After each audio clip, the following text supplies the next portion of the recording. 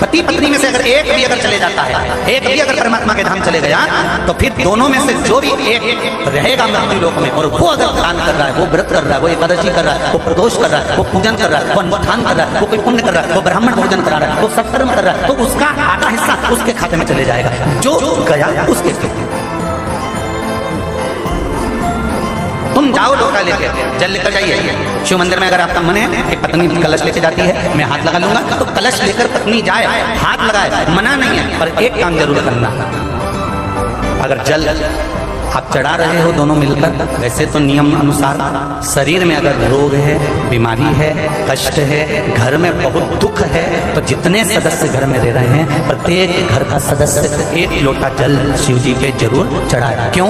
हो सकता है तुम्हारा घर तो अच्छा है कि तुम जल चढ़ाने लगे, उसका घर भी अच्छा है वो जल चढ़ाने लगा, फिर भी घर में काम नहीं हो रहा, तो घर में जो कोई एक व्यक्ति ऐसा रह रहा है जिसका मन पूजन में नहीं जा रहा, जिसका मन शिव के द्वार पर नहीं जा रहा, भगवान उसको बुलाना ही नहीं चाह रहा, तो उसको हमें मंदिर तक पहुंचाना। क्यों पहुंचाना? क्योंकि हो सकता है इसी के ग्रह से हमारे घर में तरक्की नहीं हो पा रही, उन्नति नहीं हो पा रही, तो उसको मंदिर तक लेकर जाना है, उसको द्वार पर छोड़ कर आना है, भगवान के भरोसे पर फिर उसको छोड़ देना। जब वो एक लोटा जल चढ़ाना प्रारंभ कर देगा, हो सकता है कि हमारी भी कुछ उन्नति रुक रही हो किसी कारण से। भक्त कहता है, विष्णु पुराण प्रथम अध्याय, भक्त कहता है भगवान नारायण से, मैं तुम्हारे मंदिर में 56 भोग लगाऊंगा, बस थोड़ा धन आ जाए, प्रभु लक्ष्मी दे दीजिए, मैं 56 भोग लगाऊंगा। भगवान विष्णु ने तुरंत लक्ष्मी जी से कहा, इसको लक्ष्मी दे दो, धन दे दो। लक्ष्मी जी बोली, मेरी भी एक शर्त है, ये शर्त रखकर बैठा है कि भगवान मुझे धन देगा तो मैं 56 भोग लगाऊंगा। लक्ष्मी जी कहती है, शर्त लगाकर मैं भी बैठी हूँ, ये 56 भोग लगाएगा तब मैं लक्ष्मी दूंगी, मेरी शर्त। तुमने संकल्प ले लिया कि मैं पशुपति व्रत जब करूंगी, जब मेरा ये काम होगा, मेरे पास में थोड़ा सा धन आएगा तब मैं कम। भगवान इंतजार में बैठा है, धन का व्यवस्था मत करना, तू व्रत तो उठा, एक बार चालू तो कर, मेरे मंदिर तक तो आ, फिर व्यवस्था करना मेरी जवाबदारी है, सारे रास्ते खोलना चालू कर दूंगा। तू आ तो उसकी चौखट तक जा ही नहीं रहा, तो उसके दरवाजे तक जा ही नहीं रहा। घर की अम्मा जा रही, घर की बहू जा रही, पर तू तो सवेरे आराम से 9, 10, 11, 12 बजे तो उठे, मुंगेरी लाल के हसीन सपने उठ के फिर नहाए धोए, फिर जाए और जा जाके सारे पंडितों को पत्रिका दिखाता फिरे। समय अच्छा देखो पंडित जी, थोड़ा सारे महाराजों को पत्रिका दिखाया जाने, भोपाल में, इंदौर में, कहीं न जाने जहाँ जहाँ मालूम पड़े वहाँ वहाँ पहुँच गया कि केवल कोई ऐसा चमत्कार हो जाए कि कहीं का महाराज मिले और ऐसी फुड़की घुमा के ऐसी बब्बी पी के डंडा निकल के बाहर आ जाए। तो ऐसा महाराज मिले तो हमको भी बता, आश्रम बनाना दादा, कुबेरेश्वर बाबा का ये धाम बनाना, ऐसा कहीं का महाराज मिले ना फुड़की घुमा के ना डंडा निकाल।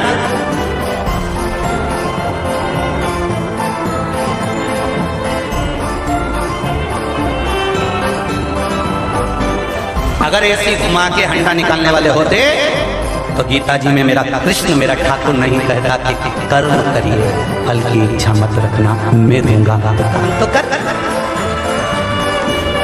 पत्रिका देखकर कह दिया तुम्हारा योग अच्छा चल रहा है, गज केसरी योग है, ओहो, और मालूम पड़े दरवाजे पे सुअर घूम रहा और क्या गज केसरी योग, ना गज ना केसरी, सुंगरा घूम,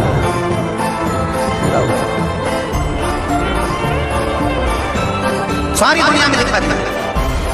11 बजे सो के उठे, 1 बजे ऑफिस में पहुंचे, 3-4 बजे तक बैठे, 4 बजे तक बैठने के बाद भी दिन भर जब से पहुंचा ऑफिस में, सबसे व्हाट्सएप से फुर्सत नहीं है, मोबाइल से फुर्सत नहीं है, मोर फुर्सत नहीं, चैटिंग से फुर्सत नहीं, शाम के घर आया और भगवान का रोना रहे, भगवान को कैसा कर दिया, भगवान मेरा काम नहीं चले, भगवान मेरा धंधा नहीं चले, भगवान में तो बर्बाद हो गया। भगवान के कुछ मत कर, कहीं मत जा, कहीं जाने की जरूरत नहीं है। इसलिए शिव महापुराण की कथा में आपको बार बार कहते हैं, आप कुबेरेश्वर धाम पर भी मत आओ, टीवी के सामने बैठकर कथा सुन रहे हो, विश्वास रखकर कथा सुनना। तुम्हारे नजदीक में जो शंकर मंदिर हो उसमें एक लोटा जल चढ़ाना चालू कर देना, विश्वास रखकर चढ़ाना और फिर कहना कि मैं कुबेरेश्वर धाम जब जाऊंगा जब मेरा यह काम हो जाएगा। काय तो आओ यहाँ फालतू पर टाइम बर्बाद करने के लिए?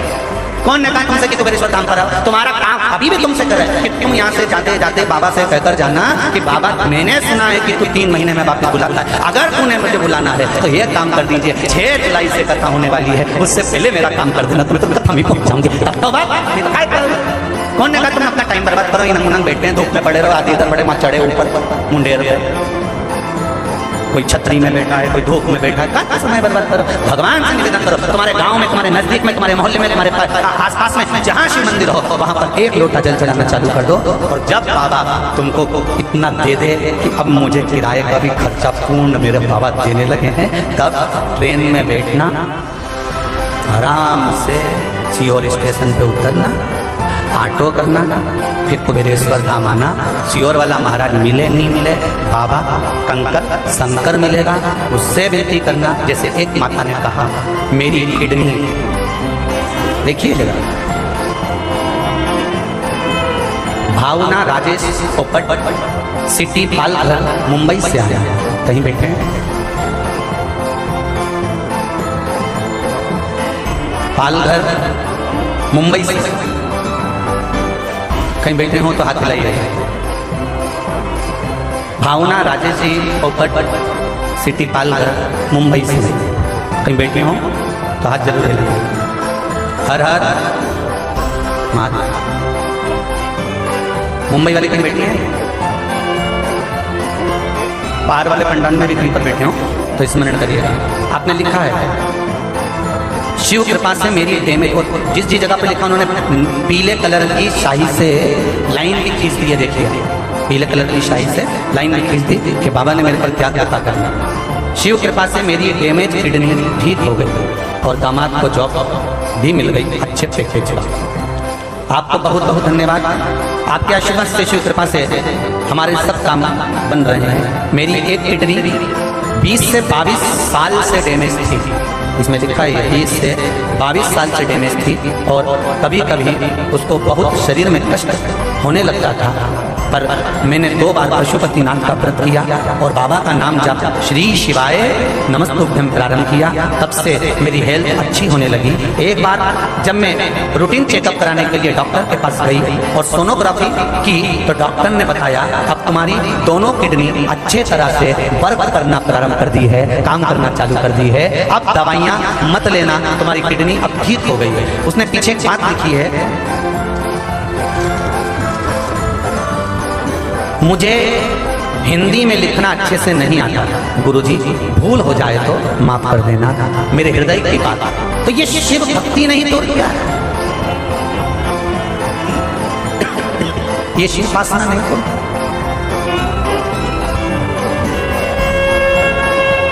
मैं जिन्होंने पत्र लिखा मैं इनसे पूछना चाहूंगा, पहले कभी कुबेरेश्वर आए? नहीं आए। टीवी पर कथा सुनी होगी, पर विश्वास जब हृदय में जागरूक हो गया तब बाबा ने ठीक करा, तब कुबेरेश्वर धाम आओ। कुबेरेश्वर की पावन धरा के लिए किसी को मना नहीं है कि आप मत आओ, यहाँ कंकर शंकर है, उससे निवेदन करो, 108 बार श्री शिवाय नमस्तुभ्यं का जाप करो, उससे दिल लगाकर विनती कर फिर जाओ।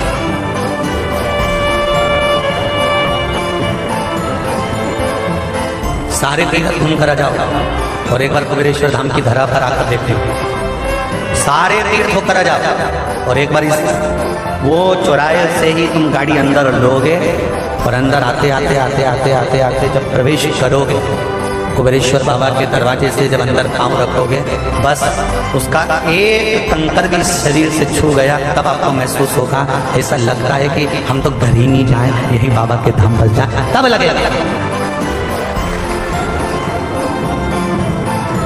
भीतर।